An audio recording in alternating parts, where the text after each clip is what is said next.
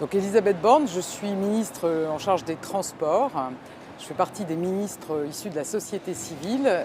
J'ai eu un parcours professionnel dans les transports, mais aussi l'aménagement, l'urbanisme. C'est des sujets qui touchent à la vie quotidienne des Français. Et avant d'être appelée par le président pour être ministre, j'étais PDG de la RATP. Alors les transports, c'est vraiment essentiel pour le quotidien de tous les Français qui passent en moyenne 1 heure par jour dans les transports, qui consacrent 13% de leur budget. Donc en 2 mots, c'est la mobilité pour chacun et c'est vraiment une des priorités du président et du gouvernement de ne laisser personne sur le bord de la route. Aujourd'hui, 1 Français sur 4 a dû renoncer à un emploi ou à une formation parce qu'il ne savait pas comment s'y rendre. Notre objectif, c'est vraiment de permettre à chacun d'accéder à la mobilité dans tous les territoires.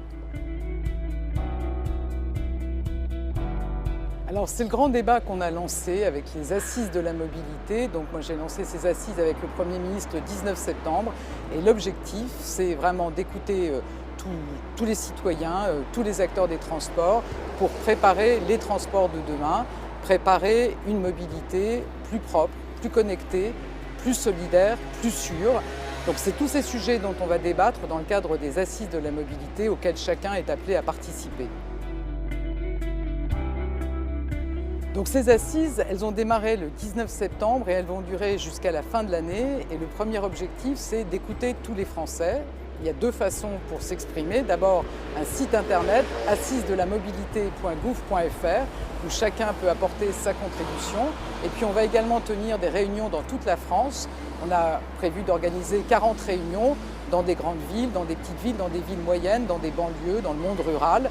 Et donc chacun peut participer à ces réunions et avoir la réunion la plus proche de chez lui en consultant notre site. Donc toutes ces contributions, elles doivent effectivement nous permettre de préparer les transports de demain.